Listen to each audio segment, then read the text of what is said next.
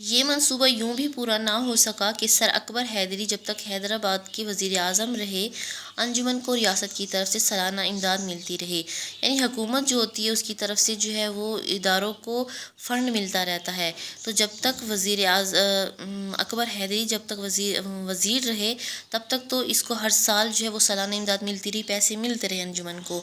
پھر سر اکبر حیدری کے بعد نواب چتاری وزیر اعظم بنے۔ ان کے عہد میں بھی یعنی ان کے دور حکومت میں بھی ریاستی امداد بے چونچرا جاری تھی، یعنی بغیر کسی ہیلے بہانے کے جو ہے وہ اس ادارے کو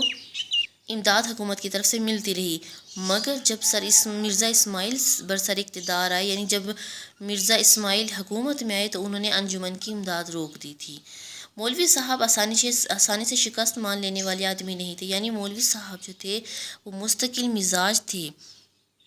اور اپنے ارادے کو پورا کرنے والے تھے۔ انہوں نے فوراً ایک کانفرنس بلائی اور سر مرزا کی اس حرکت کو متفقہ طور پر غلط قرار دیا گیا، یعنی انہوں نے کانفرنس بلائی جن میں سے اہم شخصیات کو بلایا گیا اور سر مرزا کی اس حرکت کو جو ہے وہ سب نے مل کر ایک رائے دے کر جو ہے وہ سب نے اس چیز کو غلط قرار دیا، کیونکہ یہ ادارہ ہندوستان میں بہترین کام کر رہا تھا اور اس سے بہت سے لوگ نہ صرف مسلمان بلکہ دوسرے لوگ بھی جو ہے وہ اس سے فائدہ اٹھا رہے تھے۔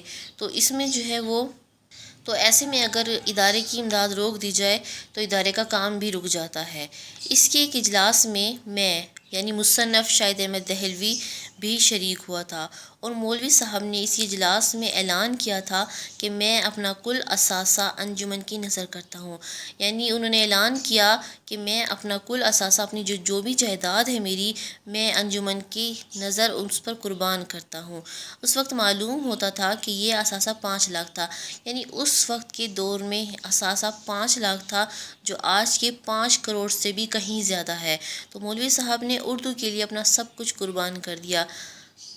اب انہیں ذاتی طور پر تو اس چیز کا کوئی فائدہ نہیں تھا، لیکن وہ مسلمانوں کی اصلاح کے لیے، وہ مسلمانوں کی ترقی کے لیے جو ہے وہ یہ تمام کام کر رہے تھے،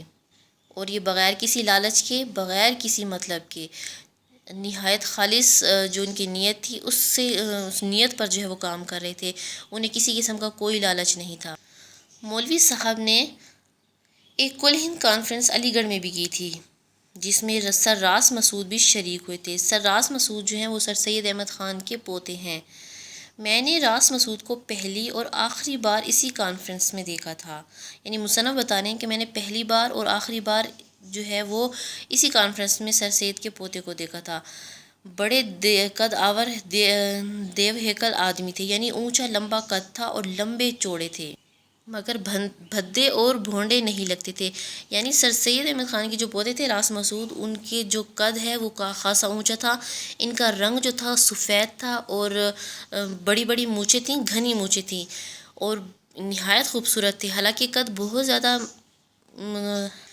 قد اچھا خاصا اونچا تھا لیکن اس کے باوجود جو ہے وہ برے نہیں لگتے تھے، یعنی صحت بھی اچھی خاصی تھی ان کی اور ہائٹڈ تھے کافی، لیکن برے نہیں لگتے تھے۔ اور ان کے چہرے سے جو ہے ذہانت، عقل مندی ان کے چہرے سے ٹپکتی تھی کہ جیسے ان کے دادا ذہین تھے ویسے ہی راس مسعود بھی بہت زیادہ ذہین تھے، اور ان کی وجاہت ان کی پیشوائی کرتی تھی، یعنی ان کی خوبصورتی بھی جو تھی وہ ان کی ذہانت کی عکاس تھی۔ انتہا کے خوبصورت تھے، اور پھر جب انسان خوبصورت ہو اور وہ ذہین بھی ہو تو اس کی خوبصورتی کو 4 چاند لگ جاتے ہیں۔ لیکن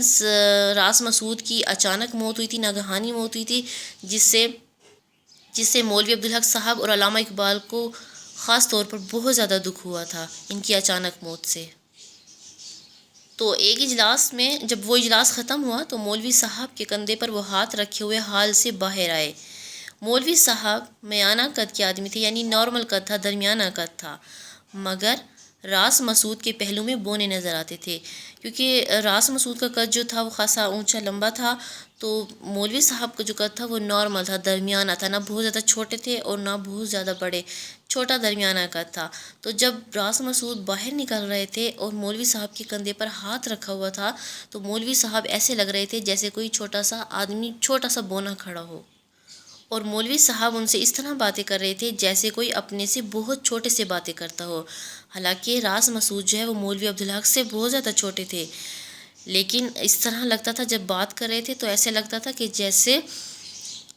جیسے مولوی صاحب جو ہیں وہ بہت چھوٹے ہوں اور وہ اپنے بڑے سے بات کر رہے ہوں۔ یہی مولوی صاحب تھے جنہوں نے دیکھا تھا کہ سر سید اپنے پوتے راس مسعود کو بہلا کر سلانے کے لیے لوری دے رہے تھے، یعنی جو ان کو سلانے کے لیے، نیند کے لیے ان کو لوری دیا کرتے تھے، اور وہ اس منظر کو دیکھ کر ہنستے ہوئے باہر بھاگ گئے تھے۔